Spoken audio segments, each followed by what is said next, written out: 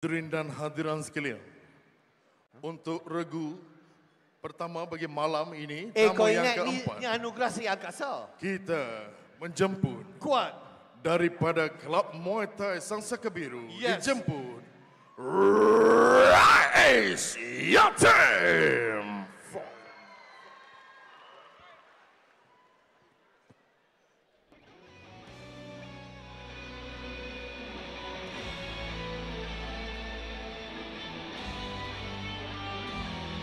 Assalamualaikum, salam bahagia, selamat datang ke Stadium Tuti Wangsa untuk kita bersama-sama menyaksikan Wilayah Pahlawan International Muay Thai Championship 2025 yang dianjurkan bersama menerusi Tourism Malaysia bersempena sambutan Hari Wilayah Persatuan 2025 selama sebulan bermula pada 1 Februari lalu. Dan saya Ras Jumaat Dan saya Hijam Asri akan bersama-sama anda untuk kita mengikuti satu lagi atau cara sukan yang sememangnya menjadi perhatian segelintir peminat-peminat sukan tempur, khususnya sukan Muay Thai, dengan ribuan peminat-peminat Muay Thai turut membanjiri Stadium Tuti Wangsa ini untuk mengikuti dan menyaksikan siapakah yang bakal untuk mengungguli Super Fight 4 pada malam ini. Pada sesi pertama, 4 bout telah pun berlangsung, kesemuanya berakhir dengan scorecard ataupun kiraan mata, dan kita bakal menyaksikan bout yang kelima pada sesi kedua.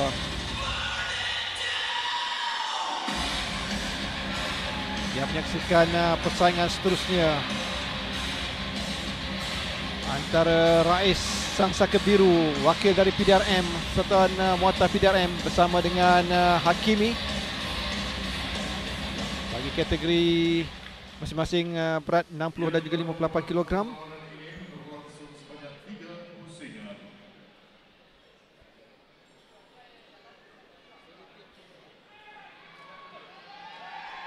Dan di jam sedikit mukadimah, bagaimana anda menjangkakan pusingan yang pertama antara Hakimi dan juga Rais? Saya dapat menjangkakan yang mereka akan berdentung. There must be a reason why this fight be on the main card.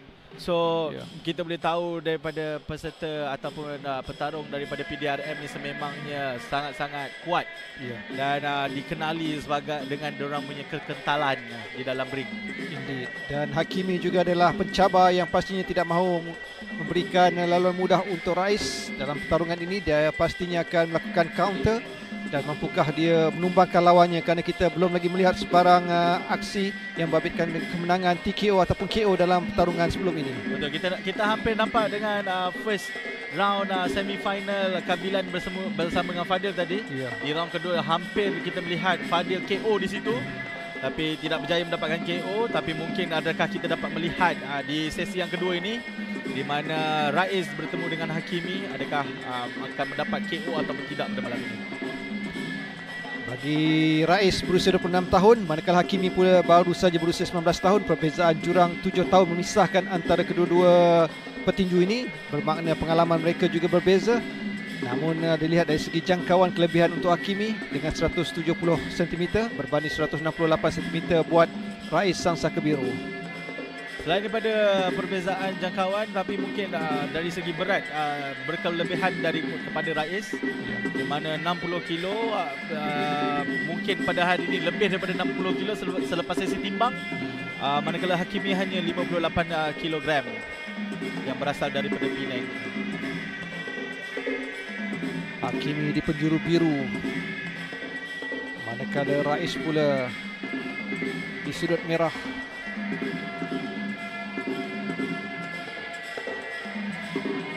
Tarian pembuka gelanggang dalam seni Muay Thai ini sememangnya satu kewajipan.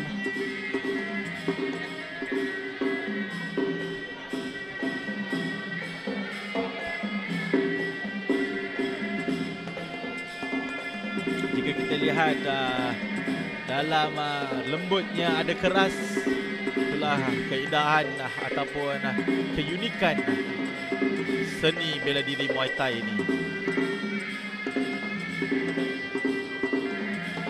Saya difahamkan oleh bila saya ke Thailand, Wai Kru ni untuk apa? Selain daripada melakukan langkah sembah ataupun membuka gelanggang kepada guru mereka, ini adalah salah satu warm up mereka juga di dalam ring.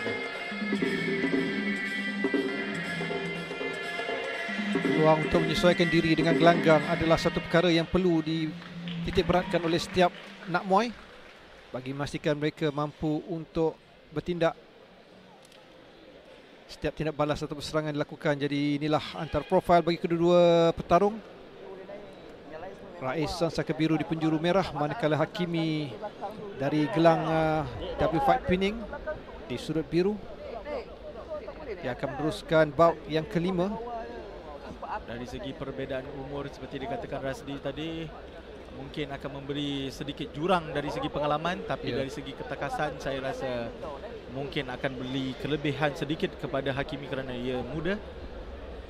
Dan dia memiliki jangkauan yang lebih 2 cm berbanding lawannya, bermakna dia perlu untuk memastikan jarak yang sesuai, manakala bagi Rais akan mengelak dari melakukan lebih akan gemar melakukan switch bagi membolehkan serangan lutut dalam keadaan rapat yang akan beri kelebihan kepada peserta yang lebih rendah. Jadi mereka mulakan di 3 minit yang pertama dengan Hakimi di sudut biru, manakala Rais sang saka biru di penjuru merah. Keduanya melepaskan sepakan high kick dari Rais. Combo yang baik dilakukan oleh Hakimi. Masing-masing cuba menguji refleks lawan masing-masing. Pusingan yang pertama segalanya akan dikeluarkan pada pusingan yang kedua. Kita lihat Hakimi cuba untuk melakukan sikuan yang baik oleh Hakimi. Satu jab yang mengurangkan sikap agresif dari Rais. Seperti dikatakan oleh Rasdi sebentar tadi, memang Hakimi bijak melakukan range, mengukur jarak, tidak memberi peluang kepada Rais sang saka biru untuk melakukan clinch. Gerakan yang cantik. Clinch kelebihan untuk Rais. Dia cuba untuk mengikut lawannya dan satu sikuan dilepaskan, tapi Mojo dapat diblok oleh Hakimi. Jadi kedua-duanya mula mengeluarkan buah pukulan masing-masing. Satu round kick yang tidak tepat dari Hakimi. Bahaya melakukan serangan dengan lutut. Kita lihat tadi Rais sang saka biru datang berlari dengan elbownya, dengan sikuannya hampir dah terkena muka Hakimi. Dia melepaskan jab. 1-2 yang tidak mengena. Terus dilakukan clinching.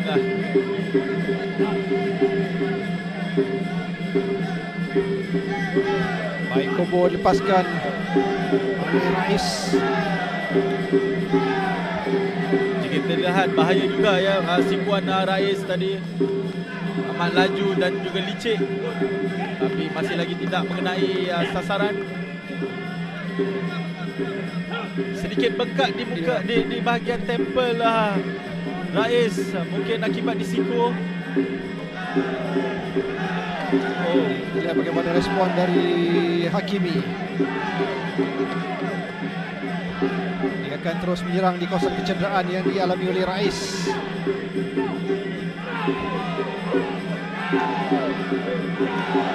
Lutut yang cantik oleh Rais.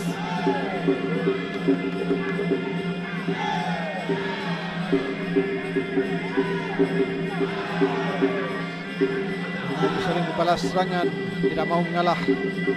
Menunjukkan kedua-duanya memiliki tenaga untuk melancarkan sepakan maupun tumbukan. Satu spinning back elbow dari Rais, dari Hakimi ke atas Rais. Siku balik oleh Hakimi. Mungkin tidak tepat, tapi ini telah menunjukkan kepada Rais yang bahawa Hakimi mampu melakukan serangan yang bagi saya amat bahaya. Jadi 3 minit yang pertama telah pun berakhir untuk pusingan pembukaan. Dan pusingan yang kedua kita jangkakan serangan lebih teknikal akan dipamerkan oleh kedua-dua petinju ini. Pusingan pertama tadi bagi saya sangat-sangat agresif. Tidak seperti yang kita lihat pada sesi pertama, agak pasif, tetapi ini diorang bermula daripada terus gear 5 daripada awal. Sangat menebarkan. Di sini di mana kita lihat pada awal-awalnya semuanya melakukan serangan jarak yang jauh, hingga Hakimi memulakan sikuan pertama yang kita lihat sekarang. Jadi Hakimi bijak melakukan satu jab, berikan kaki kirinya untuk memastikan jarak yang Bolehkan ruang diberikan dan lihat blocking yang baik daripada Sikuan yang cuba dilakukan tadi oleh Rais. Jika kita lihat tadi Rais bijak bila dia tidak dapat menggunakan tangan untuk menolak Hakimi, dia menggunakan bahagian atas kepala untuk meng-create distance sebelum dia mengeluarkan siku lagi. Satu hook yang baik dari Hakimi. Dia melakukan counter dengan berkesan tetapi tidak mendatangkan kecederaan kepada Rais. Jadi kedua-duanya melepaskan amaran, memberikan amaran kepada lawan masing-masing untuk pusingan kedua. Kita boleh menjangkakan persaingan atau serangan lebih keras akan dilakukan selepas ini. Ia akan memberikan kesan dan juga perang psikologi kepada lawan dengan serangan yang cukup bertenaga. Tetapi risikonya mampukah mereka bertahan hingga ke pusingan yang ketiga, 9 minit yang terakhir.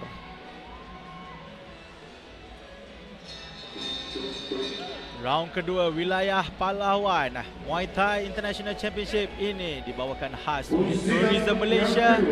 Visit Malaysia 2026, Malaysia truly Asia. Push kick dari Rais oleh Hakimi. Jumping push kick yang cuba dilakukan oleh Hakimi tidak tepat.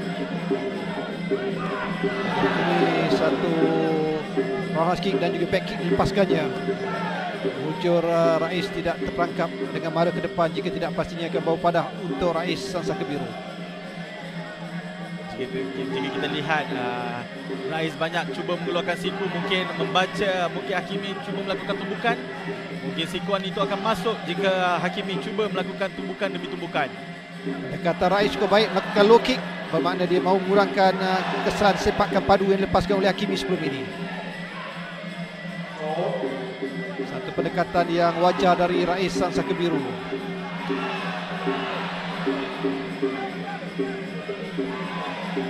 Behak cuba yang dilakukan oleh Rais mungkin untuk menghentikan serangan daripada Hakimi. Agak berbirat juga belakang badan Rais. Dan itulah dia kerap melakukan low kick ke arah peha Hakimi bagi memastikan sepak Hakimi akan berkurangan tenaga selepas ini. Dari reaksi dari penonton di meja VIP memberikan sokongan, mengharapkan anak muay pilihan mereka mampu untuk menangi perlawanan ini. Keduanya balas sepakan dan juga counter dari Hakimi. Bijak Hakimi menggunakan jabnya untuk mengurangkan power. Baik Hakimi dengan jab. Dan dilepaskan tangan kiri. Dia mengacah 2 kali. Combo sepakan roundhouse dan juga back kick 2 kali digunakannya. Jarang kita lihat petarung Muay Thai menggunakan kick taekwondo ataupun karate ni ya.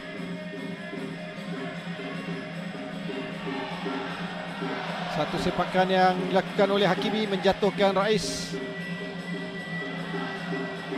Baik tindakan dari Rais Sang Saka Biru. 2 kali cross yang dilepaskannya mengenai sasaran.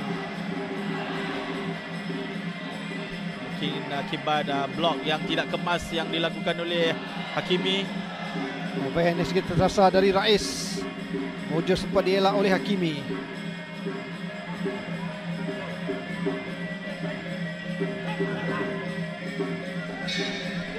Reaksi dari Cam Rais. Dia mahukan lebih banyak combo dilepaskan oleh anak muay mereka bagi mengurangkan tidak balas dari pemain ataupun petinju Penang ini, Hakimi. Tidak perasannya 3 minit berlalu dengan begitu cepat. Jika kita lihat seperti yang dikatakan tadi, fight ni sangat-sangat interesting, sangat-sangat laju, sangat-sangat high speed. Tidak terasa 3 minit berlalu.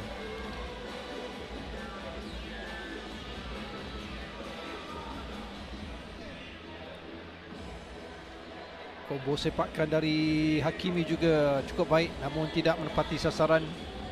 Antara serangan yang berkesan, lihat bagaimana roundhouse kick yang cuba disusul dengan back kick, tapi dia menghentikan serangan kedua kaki sepakan, dan inilah sepakan back kick yang dilepaskannya. Ya, back kick tu jika kita lihat dia menyasarkan di bahagian muka ya, bukan di bahagian perut.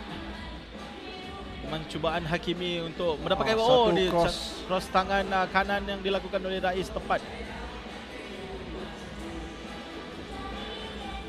Masing-masing cuba memberikan datang kecederaan kepada lawan dengan serangan. Apa prediction Razdi tentang round kedua sebentar tadi? Saya melihat Hakimi masih lagi bijak untuk memastikan bahawa kelebihan yang dimiliki oleh Rais dapat dikurangkan dalam perlawanan tersebut dengan dia kerap melakukan bergerak ke depan, dan dia juga melancarkan combo sepakan. Itu antara serangan yang mungkin menyukarkan Hakimi Rais untuk melakukan counter. Betul. Untuk mara ke hadapan dengan memandangkan range-nya tidak sepanjang Hakimi. Seperti yang diperkatakan tadi, Hakimi bijak menjaga range kerana tahu lawannya Rais akan cuba bermain inside pocket ataupun plump.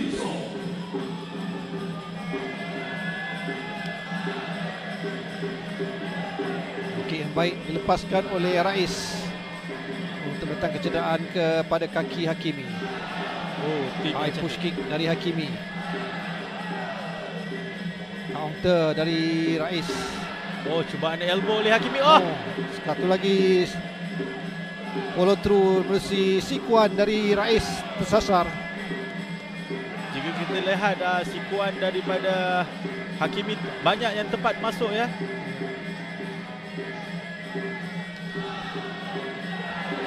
Cubaan Rais. Sekali lagi dari Rais. Namun Hakimi terpaksa melakukan clinch dari Rais, makin agresif dengan tindakan sikuan. Kita boleh katakan perlawanan ini banyak perang siku dilakukan. Mereka mencuba nasib untuk datang kecederaan sambil lihat bagaimana berbiat di bahagian belakang Rais akibat sepakan dilepaskan oleh Hakimi. Siku kiri yang dilepaskan Hakimi tersebut tepat di bahagian midsection muka Rais. Dua-duanya semakin agresif menjelang kurang 2 minit yang terakhir ini. Kita sempat melihat siapakah yang akan kekal dengan serangan yang terus konsisten. Berbaki 90 saat. Adakah kita dapat melihat KO pada malam ini? Serangan bertali arus yang dilakukan oleh Rais. Jadi Rais cuba menggunakan setiap ruang yang ada. Satu cross dan juga uppercut yang cuba lepaskan oleh Hakimi dapat dikesan oleh Rais. Baik dari Rais.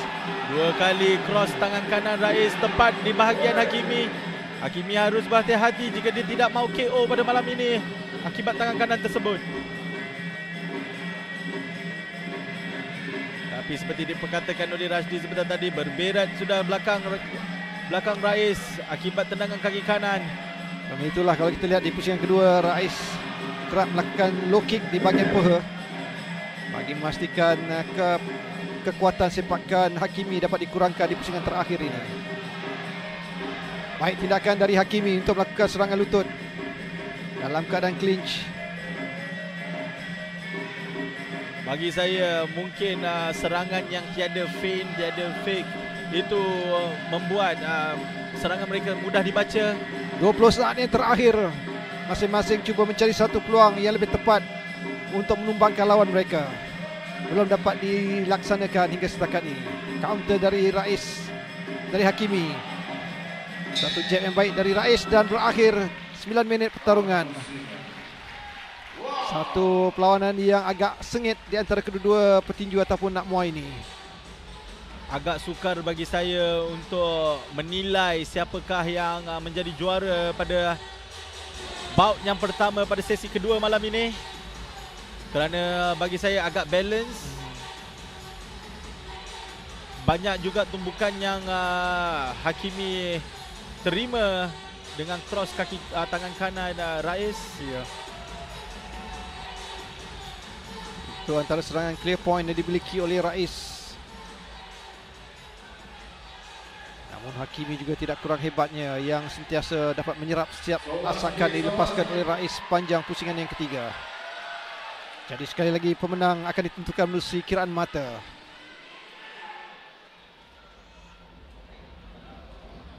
Tidak ada penguasaan ketara sama ada pusingan pertama, kedua dan ketiga. Agak seimbang.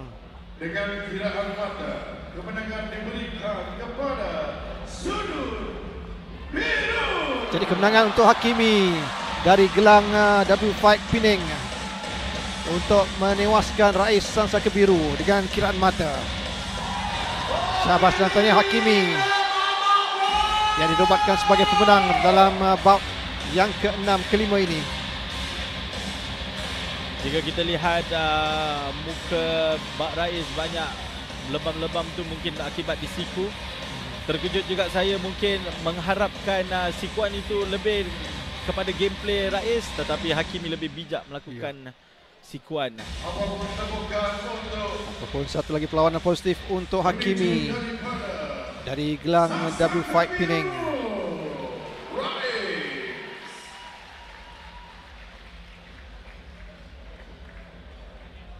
Ini adalah early round yang kita lihat.